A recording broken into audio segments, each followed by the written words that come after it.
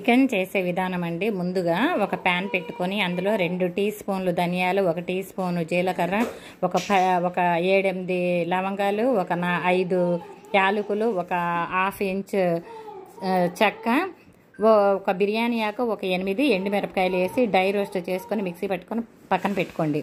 ఒక half KG chicken తీసుకొని దాన్ని శుభ్రంగా 4-5 సార్లు కడిగి అందులో కొంచెం పసుపు, హాఫ్ టీ స్పూను ఉప్పు, హాఫ్ టీ స్పూన్ వరకే కారం వేసి మొత్తం కలిపి పక్కన పెట్టేసేయండి. ఆ తర్వాత నాన్ స్టిక్ కళాయి తీసుకొని అందులో మామూలుగా ఆయిల్ కొంచెం ఎక్కువే పడుతుందండి.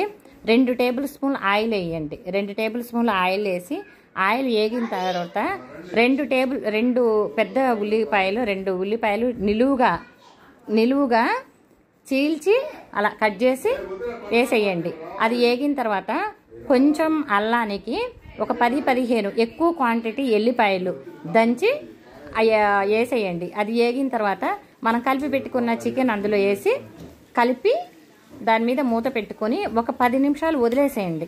10 నిమిషాలు ఉడికిన తర్వాత అందులో ఒక 7-8 ఒక 3 పచ్చిమిరపకాయలు నిలువుగా చీల్చి అందులో వేసేయండి. ఆ తర్వాత ఒక గుప్పెడు కరివేపాకు అందులో వేసేయండి. కరివేపాకు తింటే ఆరోగ్యానికి చాలా మంచిది కాబట్టి ఒక గుప్పెడు కరివేపాకు అందులో వేసేయండి. వాటర్ వేసే పని లేదు. కర్రీ చాలా అంటే చాలా బాగుంటుందండి. తింటే వదలరు, అంత బాగుంటుంది. ఆ తర్వాత మనం దంచి పెట్టుకున్న డ్రై రోస్ట్ చేసుకున్న ధనియాలు, జీలకర్ర ఆ పౌడర్ దంచి అది వచ్చేసి మనం మిక్సీ వేసుకున్నది, అది 1 స్పూన్ మాత్రం, హాఫ్ స్పూన్ వేయండి. కదం పౌడర్ అలాగే ఉంచండి. ఆ తర్వాత దాన్ని కొంచెం వేగిన తర్వాత మళ్ళీ ఆ మిగిలిన పౌడర్ మొత్తం అందులో వేసేయండి. అందులో కారం అంతే ఉంటుంది కాబట్టి ఎంతో రుచికరమైన చికెన్ చాలా బాగుంటుందండి.